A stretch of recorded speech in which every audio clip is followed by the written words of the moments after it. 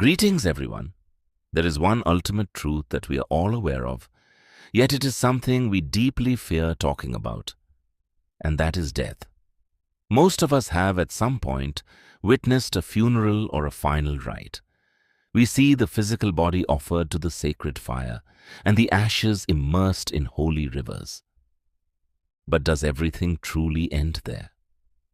The greatest and most profound scriptures of Sanatan Dharma provide a remarkably detailed answer to this very question.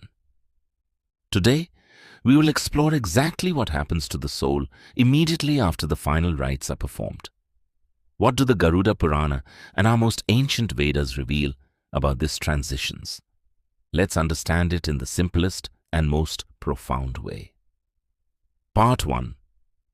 Garuda Purana, the initial 13 days, and the messengers of death. Let us first turn to the Garuda Mahapuran. This is the core text that sheds the maximum light on human death and the subsequent journey of the soul.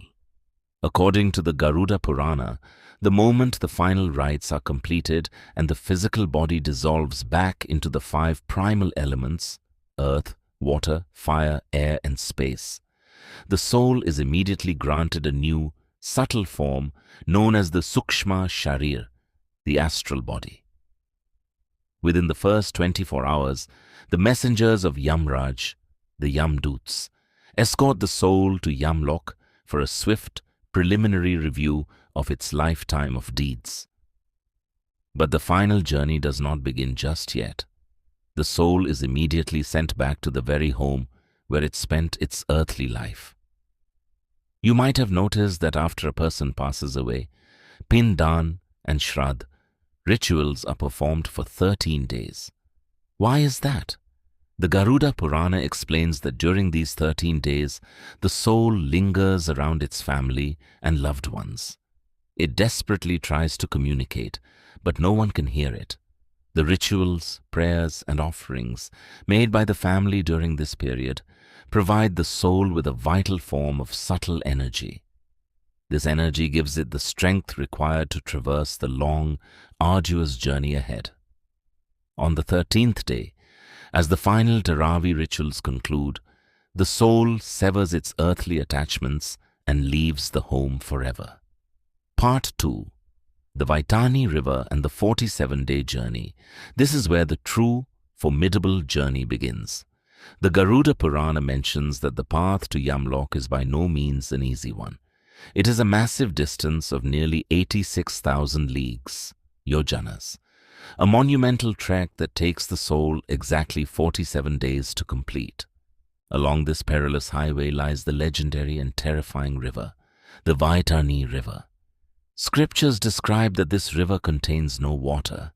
Instead, it flows with boiling blood, fire, and filth, whipped up by ferocious currents. This is the precise moment where a person's karma manifests. If a soul has lived a righteous life filled with genuine charity and kindness, a mystical boat appears to ferry them smoothly across. However, those burdened with negative karma are forced to endure the agonizing currents of this terrifying river. Part 3. What do the Vedas say? Rig Veda and Kathopanishad.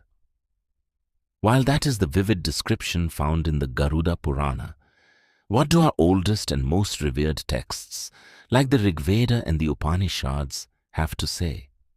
Let us look at this from a deeper, more philosophical perspective. The Vedic viewpoint is beautifully transcendent. In the Rig Veda, the soul is described as Ajra-Amar, completely ageless and immortal. The Vedas teach us that death is not a final destination, but merely the shedding of an old garment to don a new one.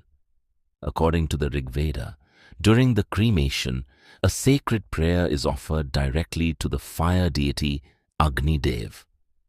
The prayer goes, "O Agni, do not consume this soul, nor scatter its essence.